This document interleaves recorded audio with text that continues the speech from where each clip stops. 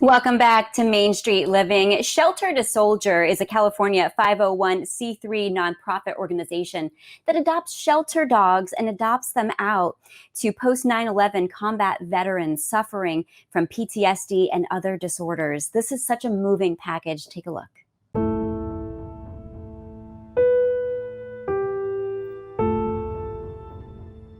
I am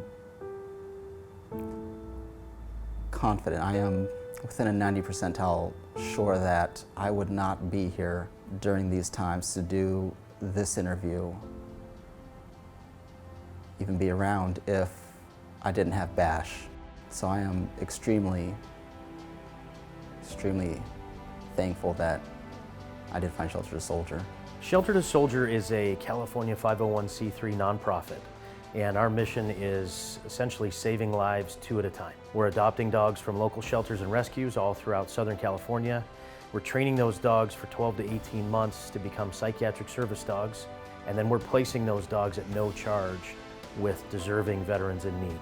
Joined the military right out of high school, joined the Marine Corps, went through combat training, and my MOS was crash, fire, rescue. So if airplanes crash, vehicles, things like that, I put on a spacesuit and basically put out a fire, rescue people. I had the unique opportunity to deploy to Afghanistan. I felt like I left a part of me after I deployed, like I didn't feel the same. At that time I didn't know what it was. I didn't want the stigma, I didn't want any of the broken merchandise, so to speak, label. Eventually you have to get out of the Marine Corps sometime. And because I never addressed the things that I felt, the things I've seen, after getting out I just felt like I didn't have any real options, I guess. Everything just felt so hazy, so murky, so it wasn't clear what I should be doing. During this time I just felt so hopeless, helpless, lost.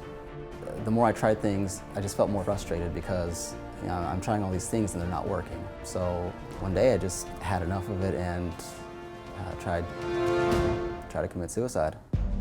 Lo and behold, that didn't work either, and I became more frustrated. It was absolutely mind-rending to feel stuck. What skills do I have? What can I do? How can I leverage what I've done with where I want to go, feeling how I feel? So I went to private military contracting without the plan of coming back. The Taliban couldn't kill me and I couldn't kill myself, so what was going to be my outcome? What was I going to do? I felt like I was just slowly suffocating, and at that point it was okay with me. I didn't care. I just, at this point, just wanted to burn out and left foot in front of the right foot until the left foot didn't come after. So I went to a VA's group therapy for post-traumatic stress, and they were handing out a bunch of papers. I wasn't really paying attention. And I remember as I was leaving, one of the other attendees there, he was just like, "Hey, have you heard about Shelter to Soldier?" And he's like, "What is it?" Like, "Hey, just give him a look." Okay, yeah, fine, whatever. I had gone to work and I found in my backpack, the VA's paperwork, and just took a look at it. I was like, "Oh, let's see what this is." Shelter to Soldier. I could feel my anxiety really start to kick in as I clicked on the application to see if I would be a good fit for them. We have heard so many times, I just need a little bit of lightness to keep pushing.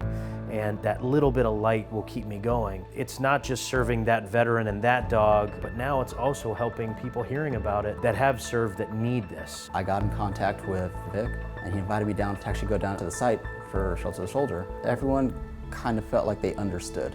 I didn't see that look of just judgment. It was empathetic. After a while, I was invited to come back and start doggy speed dating. When Bash came in the room, he just kind of like booped my hand with his snoot and then hopped up and then was just like, "Hey, I'm here." Like, what's going on, man? So after that, we started training. I really started to get a feel for what he liked, what he didn't like. And as the time went on, I kind of really learned his quirks. And I think he learned a few of mine along the way. It puts a smile on my face just thinking about the training sessions, because there was nothing better. Together we just put the left foot in front of the right foot, in his case, his paws, and we graduated officially the Wednesday after Veterans Day. After experiencing the brotherhood of the military, after experiencing losing best friends, the relationship I have with Bash is, it's almost like you're taking the best out of all those categories, wrapping it up in a dog, and then having that dog stay with you through thick and thin. It's priceless. If there were other people out there that felt the way I did, I would tell anybody in that situation, even if you've got just that small, that glimpse of light, it could be dim.